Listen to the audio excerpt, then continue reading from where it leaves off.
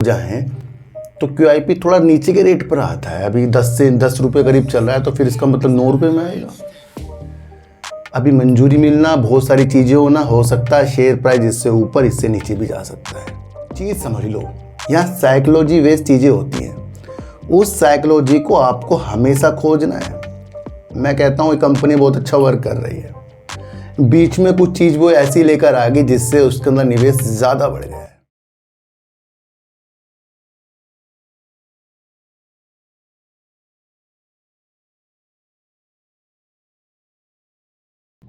नमस्कार, मैं स्वागत करता हूं आपका अपने ही चैनल पर जिसका नाम है सार्थक बाजार से। आज हम बात करेंगे पीसी ज्वेलर की, क्योंकि पीसी ज्वेलर ने QIP के बारे में बताया।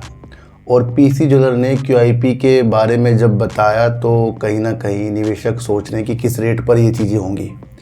किसी भी कंपनी के लिए QIP आना बहुत महत्वपूर्ण होता है, ये मैं आपको पहले भी बता चुका हूँ, क्योंकि वहाँ पर क्वालिफाइड यानी समझदार लोग निवेश करते हैं और बड़ा निवेश करते हैं। करीब करीब 1000 करोड़ रुपए जुटाने की मंजूरी कंपनी ने दे दी। अब इसके अंदर नियमों की मंजूरी, शेयर धारकों की मंजूरी, तो क्या ये लंबा समय हो सकता है। अगर इस वक्त QIP के माध्यम से चीज़ें हो जाएं तो QIP थोड़ा नीचे के रेट पर आता है। अभी 10 से 10 रुपये करीब चल रहा है, तो फिर इसका मतलब 9 रुपये में आएगा। अभी मंजूरी मिलना, बहुत सारी चीज़ें होना, हो सकता है शेयर प्राइस इससे ऊपर इससे नीचे भी जा सकता है। तो अभी पता नहीं किस रेट पर होगा, उस नियम को समझ लेंगे। दूसरी बात हम करेंगे, बेल ने काफ़ी अच्छा क्वार्टर वन दिया और उसके बाद तुरंत अगले दिन एक न्यूज़ और अच्छी बेल ने दी। क्या वो न्यूज़ है जिससे भारत के अंदर पहला वैसा काम जो है बेल करने जा रहा है, BHEL करने जा रहा है। और इससे ना सिर्फ बेल का बल्कि इससे जुड़े हुए जो भी चीज़ें होती हैं उसका भी आगे का विस्तार हमें दिख रहा है। दूसरी बात हम करेंगे वेदांता की। वेदांता का शेयर आज 252 रुपये आ गया है और न्यूज़ आ रही है, विश्लेषक कह रहे हैं इससे नीचे भी जा सकता है। तो करीब करीब 236 रुपये की लोग कह रहे हैं अगर सपोर्ट टूट गया तो वहाँ पर भी ये जा सकता है। सबसे पहले एक बाजार के अंदर एक चीज़ समझ लो, यहाँ साइकोलॉजी बेस्ड चीज़ें होती हैं। उस साइकोलॉजी को आपको हमेशा खोजना है। मैं कहता हूँ ये कंपनी बहुत अच्छा वर्क कर रही है। बीच में कुछ चीज़ वो ऐसी लेकर आ गई जिससे उसके अंदर निवेश ज़्यादा बढ़ गया है। अब आप समझो, जब किसी कंपनी के अंदर निवेश ज़्यादा बढ़ गया है तो कहीं ना कहीं प्रॉफिट बुकिंग तो होगी, या निवेश बढ़ने का मतलब ये होगा कि उसने वो सारा काम कर दिया, उससे आगे वो जा सकती है। सोचो, कहीं ना कहीं प्रॉफिट बुकिंग होगी। दूसरी बात, विश्लेषक जो होते हैं हमें तब अपना ज्ञान देते हैं जब वो शेयर टूट जाता है, उसके बाद कहते हैं कि और गिरेगा। यहाँ और टेंशन पैदा हो जाती है। ये विश्लेषक वहाँ हमें क्यों नहीं बताते कि जब कोई शेयर बुलंदियों पर छा रहा है तो वहाँ पर भी हमें बता दे कि भैया इसका मार्केट कैप बढ़ रहा है, इसने ये होल्डिंग बेच दी है, इसका ये हो गया, इसका वो हो गया। मतलब ये एक जानकारी हमें उस वक्त भी हो जिस वक्त शेयर चल रहा है, ठीक है, उस वक्त नहीं होता। पर जिस वक्त शेयर भाग रहा है विश्लेषक उस हिसाब से चल जाते हैं। बाद में वो अपना स्टॉप लॉस दे देते हैं, कभी कुछ कभी कुछ। तो आपको मैं हमेशा कह रहा हूँ, आप किसी की बात मत सुनो, अपने ज्ञान को बढ़ाओ। यकीनन आज वो बात सत्य हो रही है। कौन सी? तो सर वेदांता के ऊपर मैंने एनालाइज की थी। कौन सी की थी? जब इसका शेयर 260 या इस करीब चल रहा था, जब सारी कंपनी इसके अंदर थी, तो कंपनी ने क्या बताया था कि वो करेगी डीमर्जर। अब उस डीमर्जर का मकसद हमने एक साइकोलॉजी लगाई थी, भैया इस रेट पर तो कंपनी करेगी नहीं।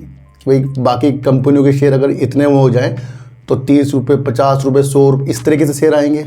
हो सकता है अलग नीतियाँ भी होती, पर हमने माइंड लगाया कि अगर वेदांता कह रहा है कि ये मेरा अलग एक पेड़ है जिसको अलग अलग मैं करूँगा, तो यानी कि वो अच्छे रेट पर होना था। उससे क्या हुआ, शेयर कहाँ तक पहुँचा? मिल गया आपको 700 से ऊपर के उछाल मिले, कम समय में मिले। वो इसलिए मिले क्योंकि वो डीमर्जर होना था, वहाँ साइकोलॉजी फिट हो गई।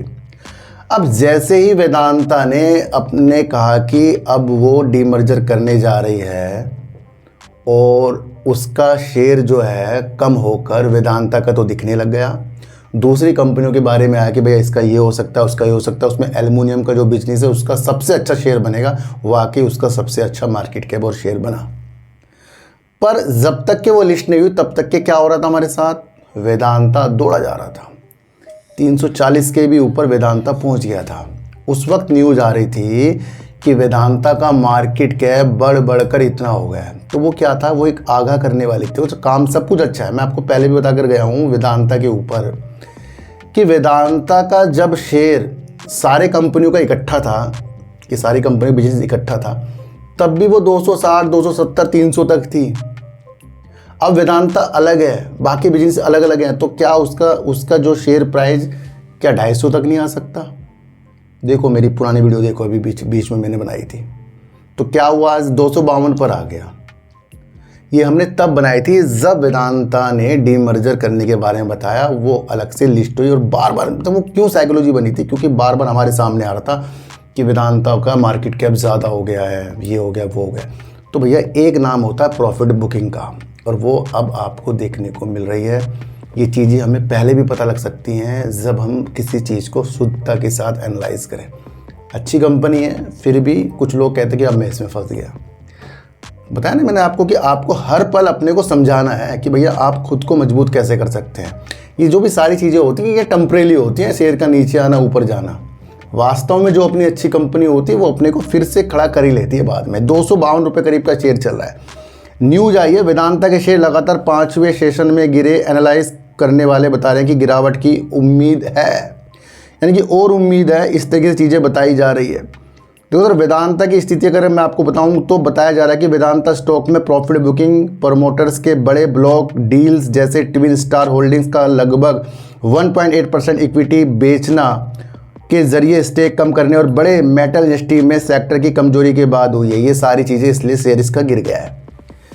मौजूदा सेशन में वेदांता के शेयर 2% ज़्यादा गिरकर 251 पर पहुंच गए हैं और मार्केट कैप अगर हम देखें तो 98,717 करोड़ रुपए की हो गई है, जो इतने ऊपर पहुंच गई थी। यानी कि कितने इसके अंदर से पैसा निकला है और कितने निवेशक भी इसके अंदर अपने ऊपर के रेट पर थे, जो वो चीज़ें कम हुई है ना। तो ये आपको समझना है कि वेदांता की सारी चीज़ें बता गई, भैया प्रमोटर का होल्डिंग कम करना, ये है वो, सारी चीज़ें बता दी। तो यानी कि एक प्रॉफिट बुकिंग का नाम आ गया है।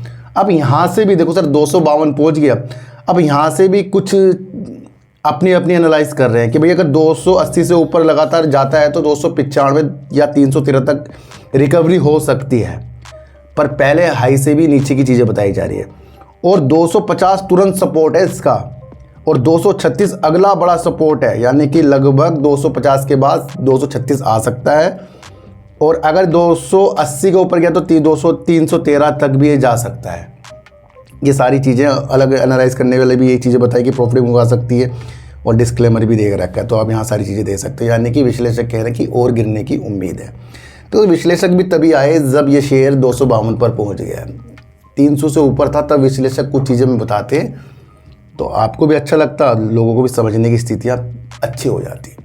तो ये नहीं कह सकते कि आप कोई अच्छा शेयर वो गिरेगा नहीं, सब होता है भैया, सब प्रॉफिट बुकिंग होती है। और अगर आप मेरी वीडियो को पहले ना अच्छी तरीके से देख लेते तो आपको चीज़ें समझ में आ जाती हैं। तो हम वो एनालाइज करते हैं जो बाद में चीज़ें हो जाती हैं ना। उस वक्त भी मैंने आपको बताया ना, बार बार मार्केट कैप बढ़ रही है, वेदांता की ये चीज़ें आ रही हैं।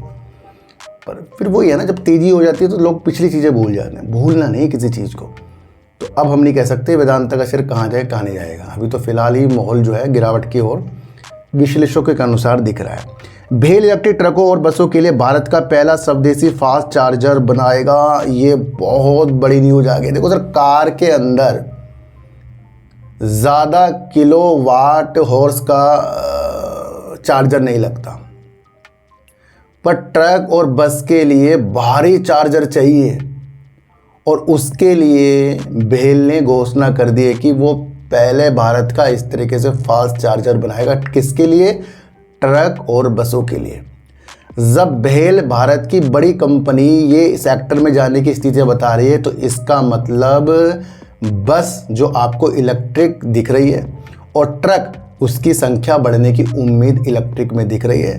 यानी कि हम शिफ्ट होने जा रहे हैं इलेक्ट्रिक बस और इलेक्ट्रिक ट्रक में। क्यों? अगर उसके अंदर ज़्यादा से ज़्यादा वर्क नहीं होगा तो फिर भेल को ज़रूरत क्या है ऐसे फास्ट चार्जर बनाने की। तो यानी कि भेल ने फास्ट चार्जर के बारे में बताया, तो यानी कि भेल का फ़ायदा, और भेल से जुड़ते हुए जो कंपनी इलेक्ट्रिक वाहनों पर वर्क करेंगी उसका भी आपको बेनिफिट मिलेगा, क्योंकि कार तो आप देख ही रहे हो, पर बस और ट्रक कौन कौन सी कंपनी बना रही है उसके इसने विस्तार की चीज़ें बता दी है। तो ये होती है सोचने की विधि, जिससे हम आगे के बढ़ते कदमों को देख सकते हैं ना। तो ये भेल ने फ्यूचर दिखा दिया बस और ट्रकों में इलेक्ट्रिक में। बहुत बड़ी न्यूज़ है। केंद्र सरकार ने भारत हेवी इलेक्ट्रिक लिमिटेड को लंबी दूरी और बड़े कमर्शियल इलेक्ट्रिक गाड़ियों के लिए 360 किलोवाट फास्ट चार्जर बनाने का काम सौंपा है। कंपनी, देखो सर ये किसने सौंपा है?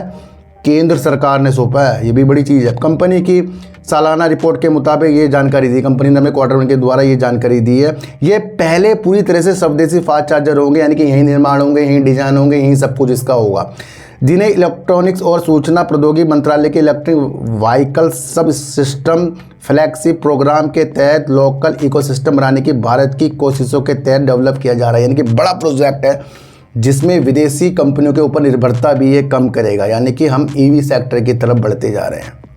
देखो सबसे पहले अगर मैं आपको बताऊं, कार के अंदर लगभग 4 से 80 किलोवाट हॉर्स बैटरी होती है, तो इसके लिए चार्जर हो सकता है। लेकिन अगर इलेक्ट्रिक बस के हिसाब से देखें तो 250 से 500 प्लस किलोवाट हॉर्स की होती है। इलेक्ट्रिक ट्रक के अंदर 400 से 800 प्लस किलोवाट हॉर्स की जो बैटरी होती है, उसके लिए आपको क्या देखने को मिलेगा? बड़े चार्जर। और ये बहुत अलग हाई पावर फास्ट चार्जर है, जिसे भेल बनाने की उम्मीद से आगे बढ़ रहा है। तो यानी कि भेल ने एक बड़ा कदम जो है हमें बता दिया है। तो इसे आप फ्यूचर की स्थितियाँ समझकर चल सकते हैं। दूसरा अगर मैं आपको बताऊं तो कहीं ना कहीं हमें देखने को मिल रहा है QIP, 1000 करोड़ रुपए तक का QIP को मंजूरी दे दी गई है। ये आप समझकर चल सकते हैं।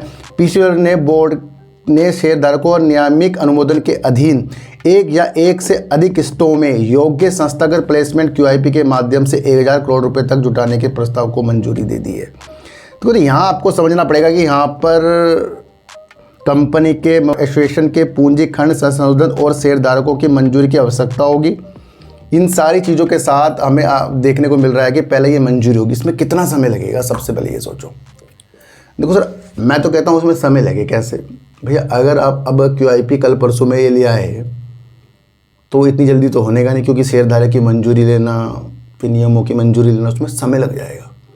और बाई चांस अगर ये 1 हफ्ते के अंदर लिया है तो फिर तो शेयर इतने रेट में चल रहा है, फिर तो 8-9 रुपये में आने की QIP की उम्मीद है, वो बेकार हो जाएगा हमारे लिए। तो फिलहाल ये जो है QIP अब लंबे समय के लिए बढ़ गया है, क्योंकि इसके अंदर जो पहले मंजूरी होगी फिर पता लगे किस रेट पर होगा। अब ये कंपनी का शेयर चलने वाला है क्वार्टर 1 पर और कर्ज उतारने की थीम पर, जो 3 महीने के अंदर है। अब 3 महीने के अंदर इसके अंदर कुछ पासे पलट सकते हैं। अगर QIP समझो अगर इसी रेट पर आएगा तो फिर कम ही रेट पर आएगा ना। तो एक उम्मीद जताई जा रही है कि कहीं QIP आगे कंपनी लाए, विचार करे। विचार तो करेगी, क्योंकि इसमें समय चाहिए। अब समय में ऑपरेटर शेयर को कहाँ ले जाते हैं, कहाँ से कहाँ घेरते हैं, ये तो उस पर है। बस QIP आएगा, आपको इतनी चीज़ों के साथ समझना है। इसके अतिरिक्त कंपनी ने कहा कि उसने तिमाही के दौरान अपने लगभग 24% और ऋण को कम कर दिया, बकाया ऋण को। ये सब पुराना है।